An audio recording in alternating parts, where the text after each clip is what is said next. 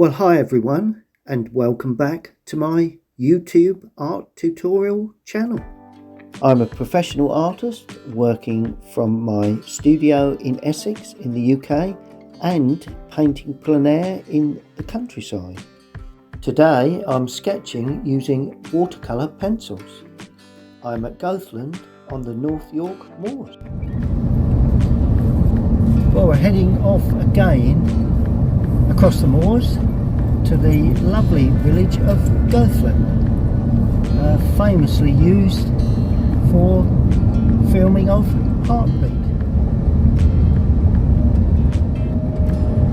The famous pub, and to the right is the famous garage that was used extensively during the Heartbeat times. There's the famous garage, Scripps. But they had the funeral service as well, run from there. If you can remember it. Well, that is now the Goathland Hotel, but it used to be the Aidensfield Arms in its day. Been considerably altered, I believe. Oh, and it's still got the Aidensfield Arms sign. There you go. Tells you that that's what it was. There you go.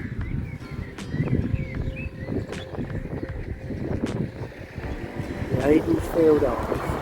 Now we're making our way down, well, we're there actually, to the Goathland station, railway station. It's where the North York Moors Railway runs through.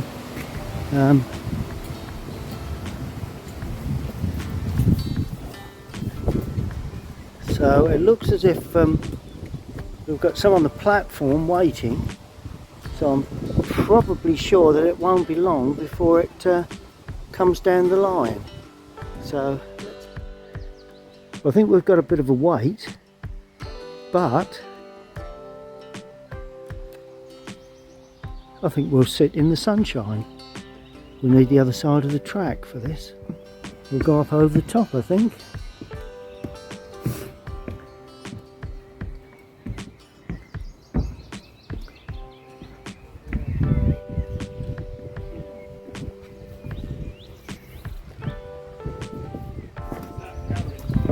Good.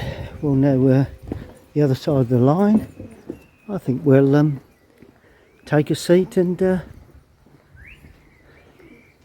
see if we can see the train come in.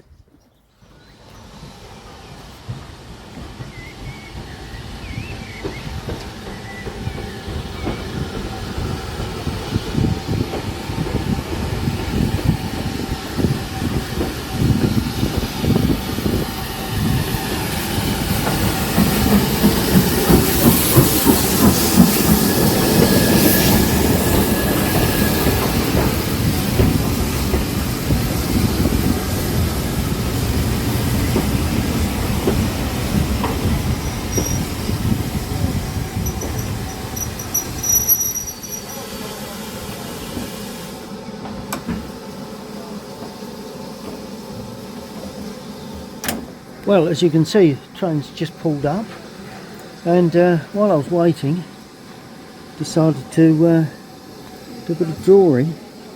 Just needs to be, that's the three station masters just before the train came in. They did move. Well, that was very enjoyable. Goathland Station. Enjoyed that. A little bit of drawing too. That's always a bonus. Well, this is basically the small number of materials that I use when I go out creating thumbnail sketches using watercolour pencils. Just a simple brush, a minimal number of colours, as you can see. I don't want to get too many colours involved. A container which you can put water in, and a small pad. This is a just an A6, a Daler-Rowney watercolour postcard pad, but of course it could be any piece of paper, really small piece of paper, watercolour paper of course. And so I'm going to just show you how I use these materials and how I produced this particular subject. Well, let's look at the Goathland sign first, and I've done the surround in a colour that I think will give me the colour required, but the art that I find with using these watercolour pencils, just leave a gap, or I may put the figures in, we'll see shortly, is to use them, make that a little bit wider just so we can see better. So this is the surround to the sign on the station, on the platform. So I've started off with the red. Now obviously I need to create more of a darker orange, and for that I'm going to select the more orange colour. So all you do is rub that into it like that, quite simply. So in actual fact you've got the two colours together there. Basically you've got the red and the orange. Now all they really need is to be blended together with a damp brush. So all we do is to wet the brush up and blend them together, and as you can see the colour comes up quite a nice orange. Now it's not exactly the same colour as the colour of the sign, but that's not the point of sketching. The point is to create an illusion or give you some guides to how you would paint it at a later date. Now what I've done there, I've used the yellow to create the Goathland lettering. Then I'm going to use the darker red to surround that, but I'm not going to wet the surround until I've produced the Goathland sign itself. So what I'm going to do, I'm going to just gently go around. If you notice there is an edging like that.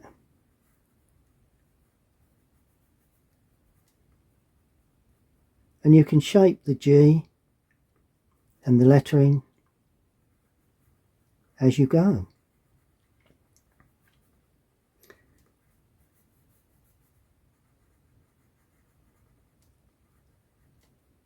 And so on until you've completely produced the sign itself. So there you are. I've gone round with the sort of the darker red. Now I'm going to complete the area with the yellow, the same yellow that I used for the writing, the lettering, and I'm going to paint, I'm going to completely cover everything like that.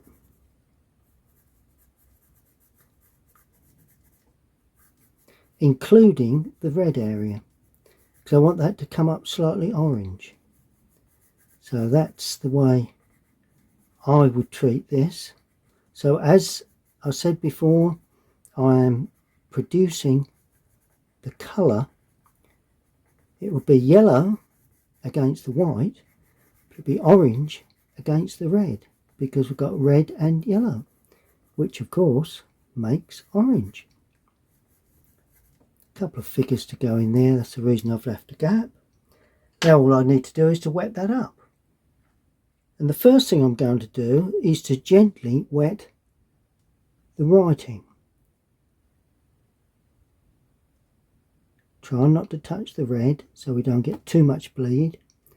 Not too concerned, but so that's the land in Gothland in. Now clean the brush because we don't want too much of that red. Now we're creating the yellow surround, and we're just wetting up the yellow surround. Then I'm going to pick in to get that orange feel to the area within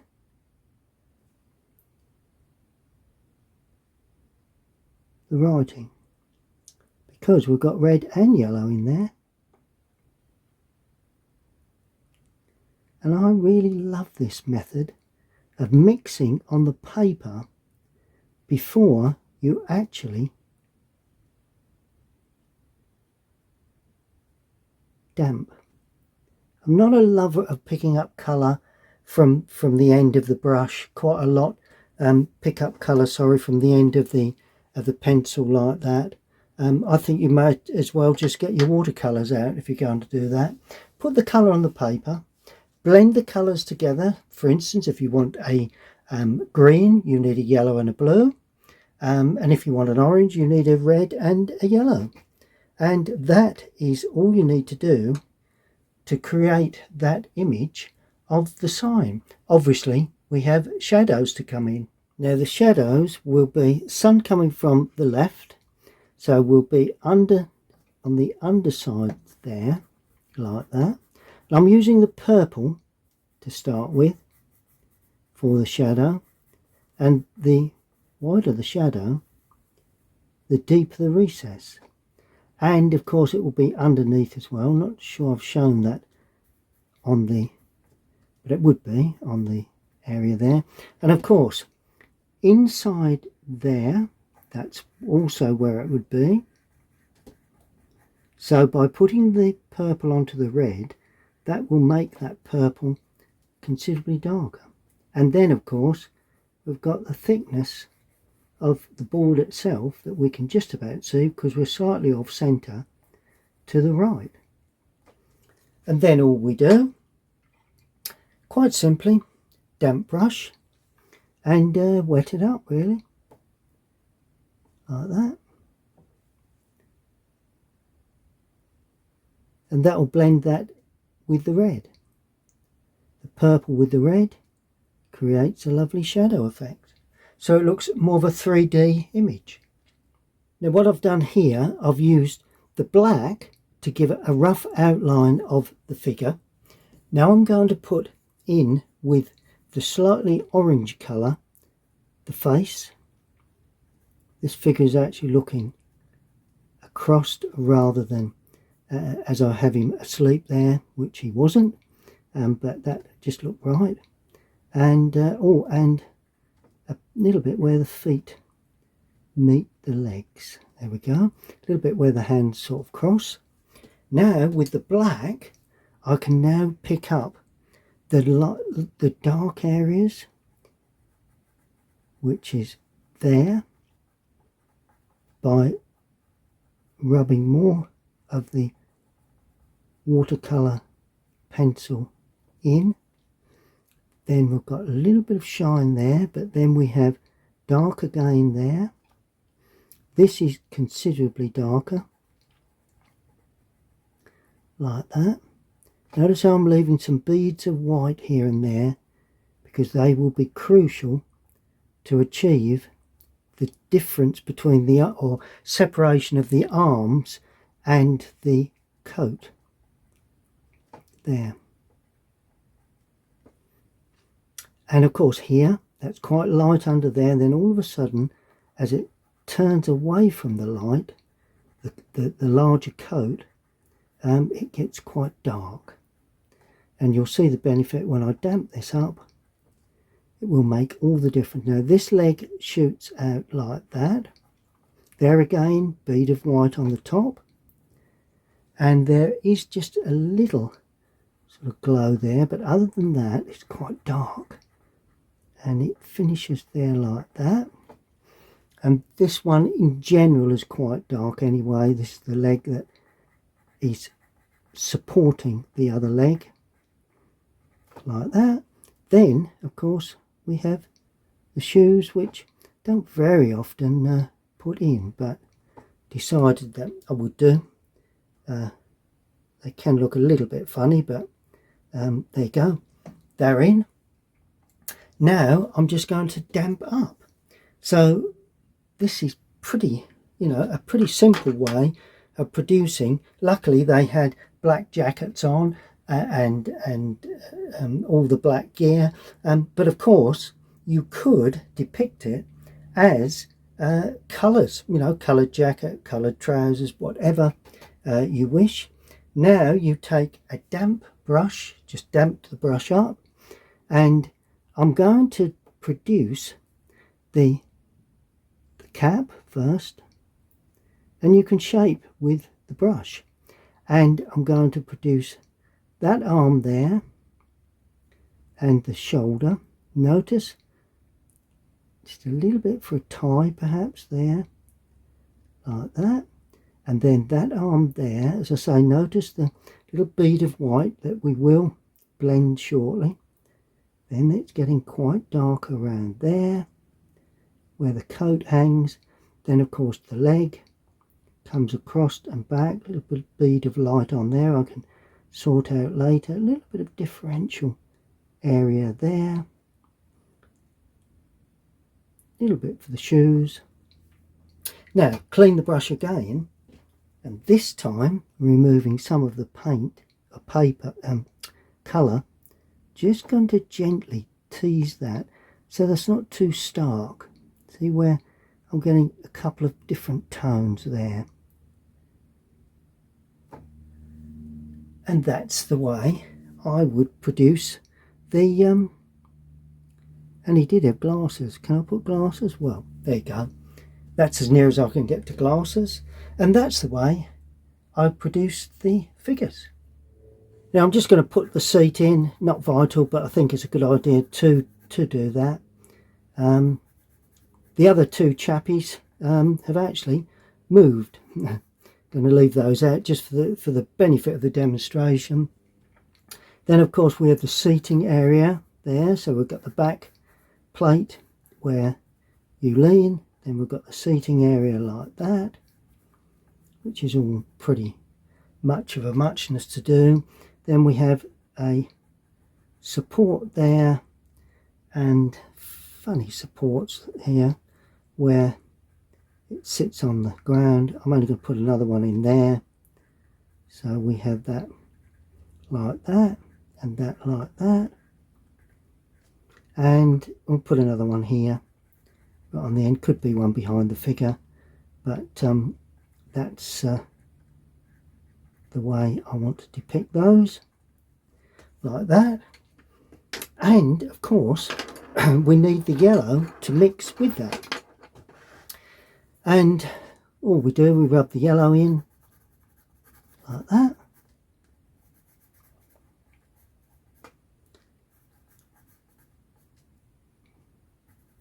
It's not really the yellow, it's the orange really. Just a bit there like that for the supports. Quite simply treated, no fussy work. And then of course we put in the water to mix those two colours together, and of course we do that with the damp brush again. Just damp the brush and blend those colours through.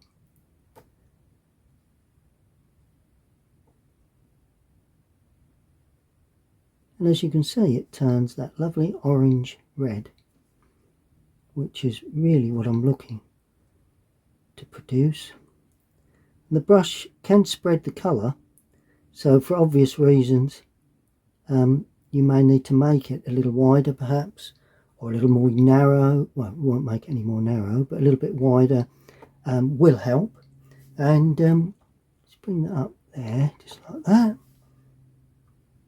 And now to create the shadow underneath and onto the bench, I'm going to use the purple again because I like purple shadows. So this is the shadow underneath cast by the bench. So you lay that like that. goes a little bit back into the background there like that. Also, I suggest there would be a shadow, still a little bit damp, so it's not taking, but there we go, a little bit there, a little bit there, and I'm going to go a little darker where the figure is, and to go really dark I'm going to introduce the black to that, because that will make it really dark. More or less just where the figure is, not too much there, and either side I'm going to add, I think I added a little bit of brown, just to try and pick up a little bit of the sort of the station concrete colour, like that. There we go. So it's the burnt umber, as it were, I suppose. Then we just damp up again with a damp brush. Start off with a lighter colour, so that's going to be the brown. Introduce that into the purple area like that, and then go into the black. And that's how you get that variation of shadow underneath the bench. Now I've just damped the brush again. I've just used the purple for that, just to pick up the thickness of underneath where the supports are, because that would be slightly in shadow, and the uprights, and of course the little area just to the left, the right of the figure. Could be a little darker than that, but it's still a little damp, I believe. And that more or less completes roughly the way I produced this little sketch as reference for a future watercolour. And as always, whether it's just a sketch, a demonstration, or whatever you do, sign it. Always vital that you sign it. And with my watercolour pencils, because it's not perfectly fixed, I just damp it, spread it either side, and then it more or less fixes it the same as the rest of the paint, really.